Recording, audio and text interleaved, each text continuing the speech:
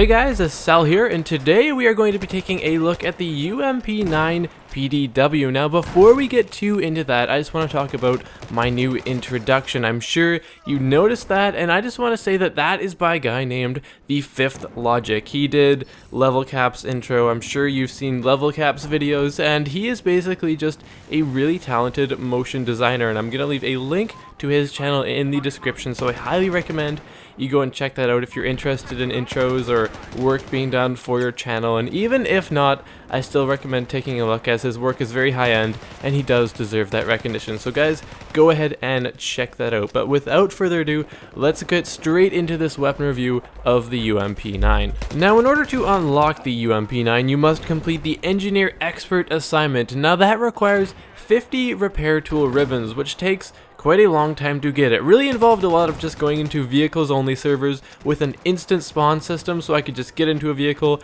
repair it till it died, and just rinse and repeat that process. And overall, it was a very demeaning process because it involved a lot, and I mean a lot, of dying and literally no kills. So it took quite a while. It doesn't really involve a lot of skill as you're just pointing and clicking, but it is a very nice PDW, I will say that. It excels in a lot of areas, and it's in the middle range, and that is really what is desirable in weapons these days, because it means they are usable in a lot of ranges. So overall, I really enjoy this PDW, so it is worth the time to unlock it. Now, what really stands out about the UMP-9 is the recoil on this weapon, as it has the lowest recoil out of all the PDWs, and that includes the first shot recoil as well, making for a very stable weapon, allowing for kills over the mid-range to be achieved much more easily than with the other PDWs, because with the other PDWs, a lot of them have pretty high recoil and a high rate of fire, making it really hard to get those kills over the mid-range. But with the UMP-9, I was finding that I was very easily able to get kills over the mid-range, making this weapon a lot more versatile than a lot of the other PDWs. And really, as I said, versatility is key to weapons in Battlefield 4, so the UMP-9 definitely stands out as far as versatility, and getting kills over the mid-range is super important, and you're not just limiting yourself to being effective right up close. My only real complaint about this weapon would have to be the rate of fire, as it comes in fairly low, like a lot of the PDWs, at 370 meters per second, making a suppressor bring it down to under 200 meters per second, which is just quite honestly really too low to be useful unless the guy is standing still. So that was a little bit of a disappointment, as the suppressor is one of my favorite attachments in Battlefield 4, but that's okay, because in pretty much every other category, this gun is just awesome, and overall, I had a lot of fun using it. So instead of using the suppressor, I went for the next best thing, and that is the flash hider. I could have gone for an attachment that helped reduce my recoil slightly, but this weapon is just so stable,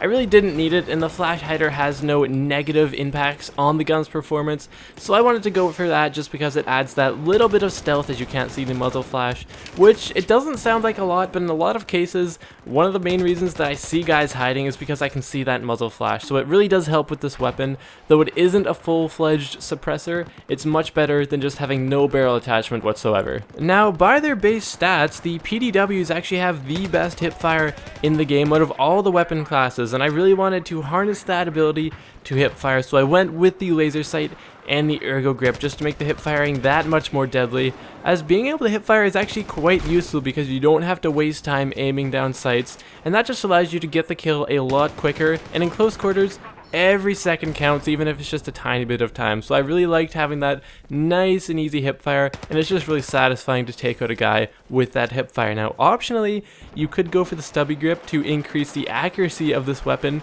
in fully automatic fire, just to make it a little more useful over the mid-range, but in the end it's really all up to you, and I think they're both great options for this gun. Now, I really can't find any one spot to fault this weapon. It excels in a lot of areas. The only real disappointment I had with this weapon was the bullet velocity, but even then, it's hard to fault it there because a lot of the PDWs, just by the nature of the weapon class, just have a lower bullet velocity, so it's hard to fault this gun on that one spot. The rate of fire is only 700 rounds per minute, which is pretty good, but for a weapon this stable, 700 rounds per minute is quite nice. A lot of the guns in Battlefield that are more on the stable side generally tend to have a fire rate more around 600, so 700 rounds per minute for a weapon this stable is very deadly, and it's very easy to land all of those shots. Now, the reload time of this gun is 1.85 seconds, with a bullet chambered, and that goes down to 2.5 seconds if there's nothing left in that magazine. Now that is a very competitive reload time, and as I've said,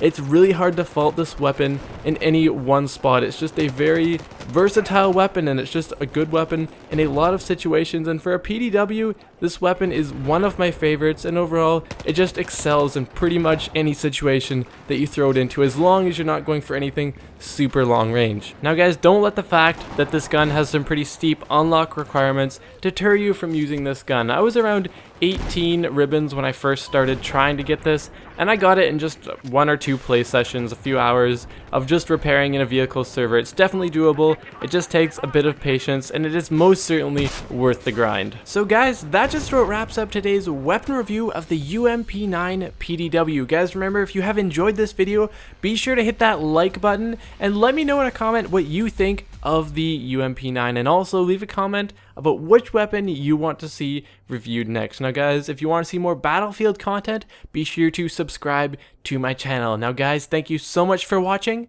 and I will see you guys next time.